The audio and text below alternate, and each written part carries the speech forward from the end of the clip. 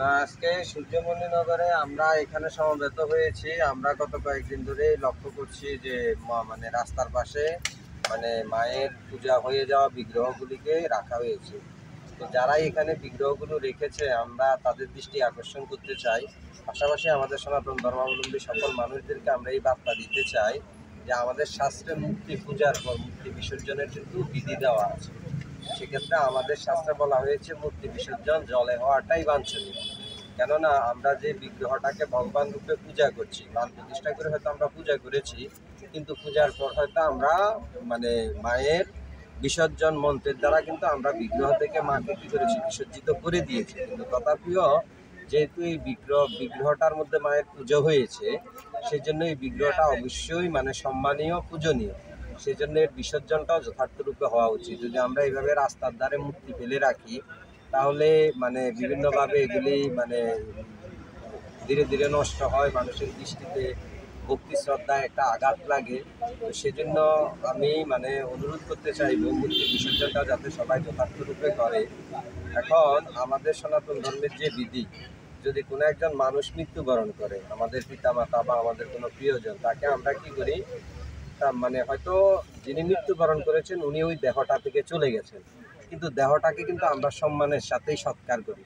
হয় তাকে দাহ করা হয়, না হলে তাকে সমাধি করা হয়।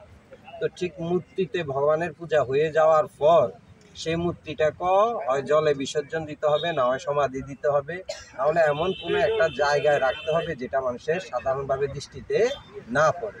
সেখানে ধীরে ধীরে হয়তো সেটা মানে ধ্বংসপ্রাপ্ত হয়ে যাবে।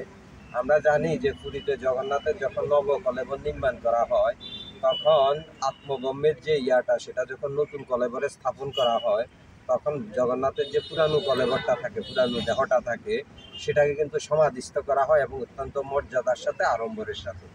তো ঠিক আমাদের ত্রিপুরা রাজ্যে মাতৃভক্ত মানুষ অনেক বিভিন্ন ক্লাব, মন্দির এলাকায় বা বাড়িতে পাই আমরা দেখি মায়ের পূজা অনুষ্ঠিত হয়। তো আমরা সবাইকে এটাই অনুরোধ করব, মায়ের মানে পূজার পর মানে মূর্তিটা যাতে যথাযথ রূপে জলে বিসর্জন দেওয়া হয়।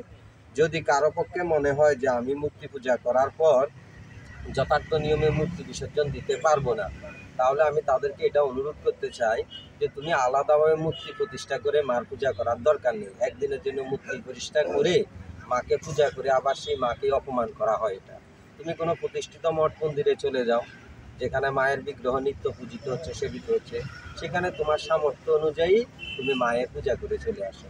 এতে কি হলো, একদিনের জন্য একটা মূর্তি নির্মাণ করা, আবার একদিন পূজা করেই তাকে বিসর্জন দিয়ে এভাবে রাস্তার ধারে এনে ফেলে দিয়ে যাওয়া, এই কাজটা যাতে না হয়।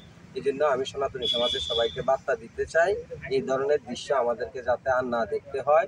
প্রত্যেকেই মূর্তি বিসর্জনের ব্যাপারে সচেতন হবে। আমি আশা করি যদি আমরা প্রত্যেকেই মানে পন্থাটা অবলম্বন করি, তাহলে আমাদের সনাতনী সমাজে এই যে একটা মূর্তি বিসর্জন নিয়ে যে একটা বিস্তৃত ব্যাপার রয়েছে, সেটা সমাধান হয়ে যাবে এবং এটাই হওয়া কাম্য।